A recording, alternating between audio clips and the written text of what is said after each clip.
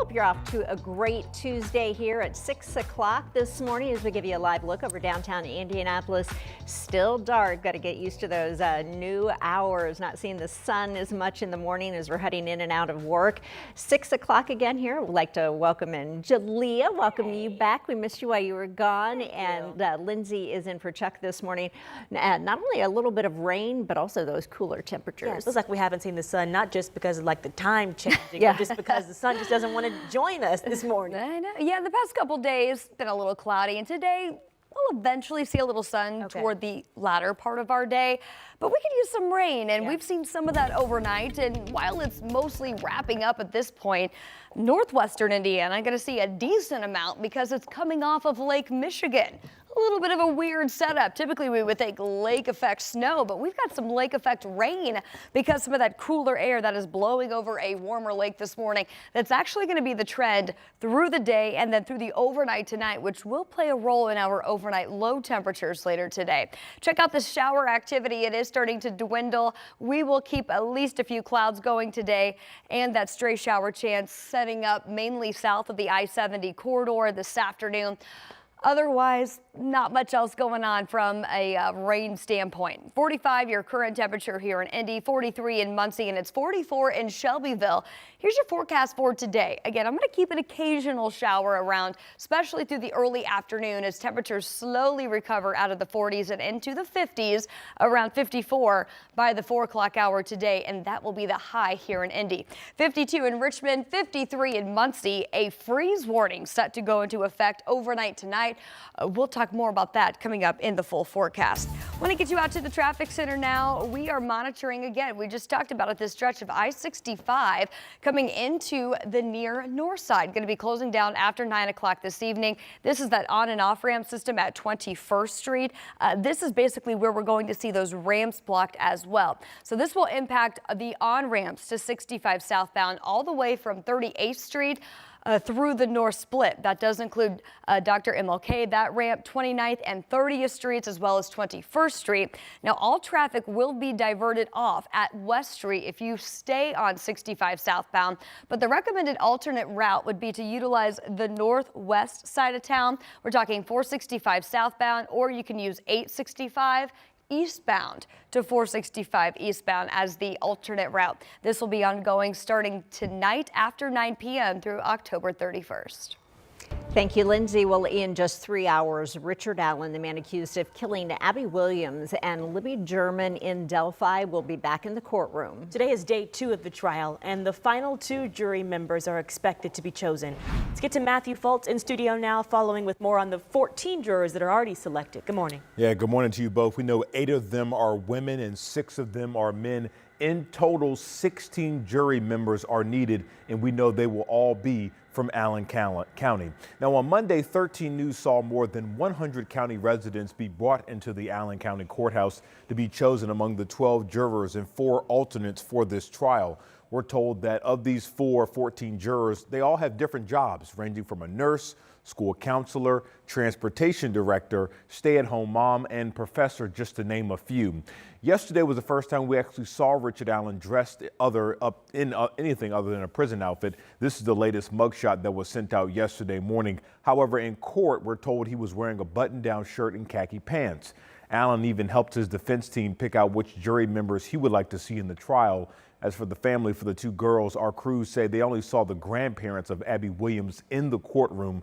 We're told that the other family members will not be allowed during jury selection because they are potential witnesses. And again, today we expect 2 more jury members to be chosen. Ultimately, 16 of them will be on the jury member selection. So once they're chosen, they'll be transported to a hotel in Carroll County where they'll be isolated until Friday once everything fully begins. All right, Matthew, we'll check back in with you soon for more information. Well, the families of Abby Williams and Libby German have waited more than 7 years in their search for justice. Yesterday, Libby's grandmother, Becky Patty, shared her thoughts in an emotional post on Facebook saying, quote, They say that this trial will give us closure. What is that anyway? I guess we'll see in a month's time. In the end, you're never coming back to us. Nothing changes, and the missing you will never stop. She goes on to say the pain of losing you will never stop, loving you will never stop, and there will never be real healing. Maybe when this is over, we'll learn to move forward, but maybe not. One thing is for certain, though, we will live our lives loving and honoring you, end quote. We do have our Delphi Trials special right now at 24/7 WTHR, the Plus app.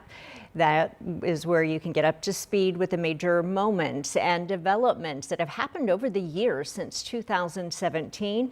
You can download our free app on Apple TV, Amazon Fire Stick, and Roku. Just search WTHR in the App Store.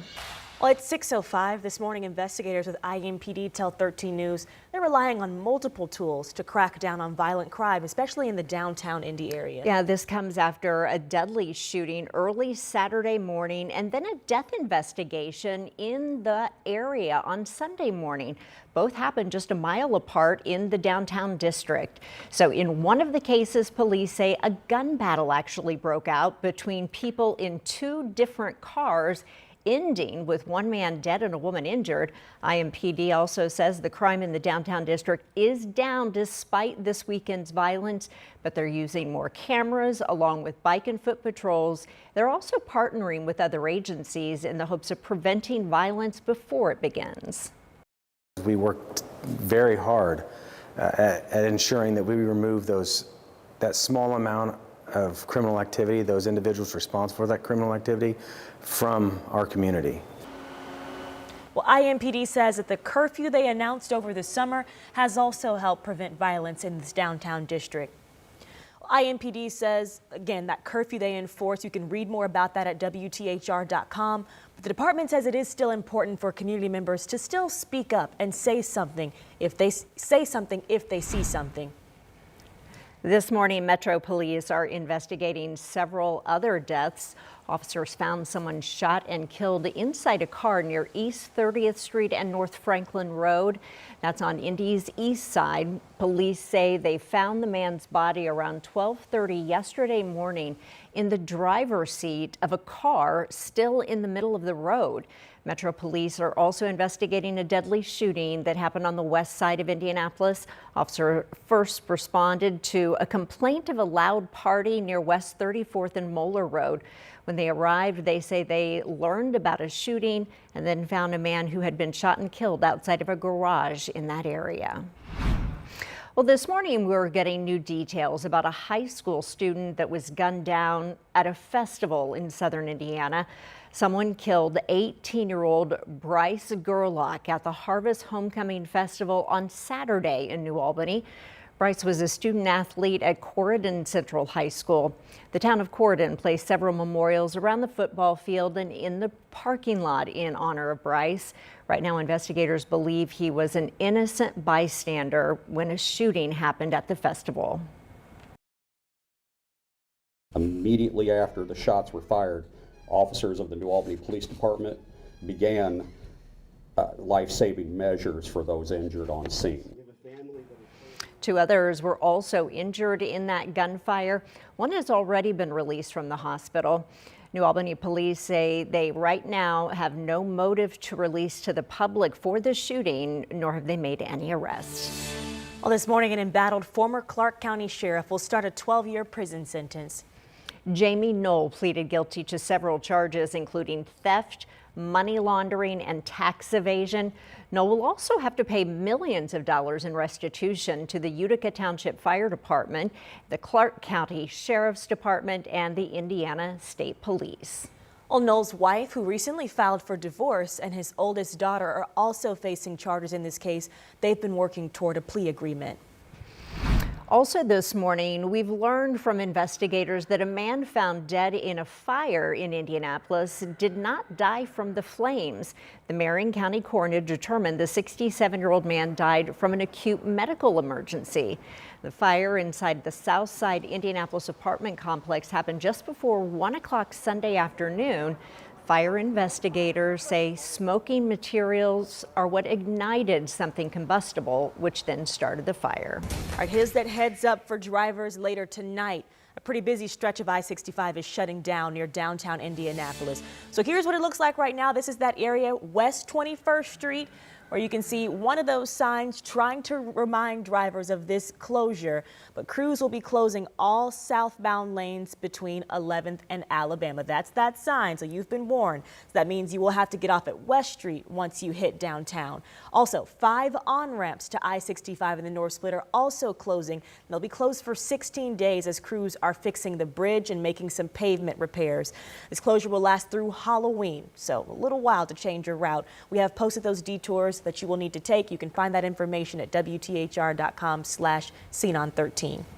All right, we also want to remind you in just a few hours, crews with IBEW Local 481 are heading to the State Fairgrounds to test the bulbs for this year's Circle of Lights display. Yes, it is almost that time. So they will be dealing with about 4,784 bulbs that will soon sit atop the Soldiers and Sailors Monument. Electrical volunteers will take care of each and every one of them. They'll inspect each bulb along with the wires and replace sockets as needed, all to make sure the light strands are ready to go when we flip the switch on November 29th. And you know what? We've never flipped the switch with those lights not coming on, so they know what they're doing, Lindsay. Yep, and it just kind of goes to show you we are getting closer to those cool weather seasons, and those below average temperatures have already settled in. In fact, we have widespread frost in the forecast overnight tonight, again Thursday morning, so make sure to bring those plants inside. We'll talk about those lows coming up. Well, the countdown to Decision 2024, 21 days until voters head to the ballot box here in Indiana. We asked you what matters most in this race, and you responded. The surprising results at 6:40.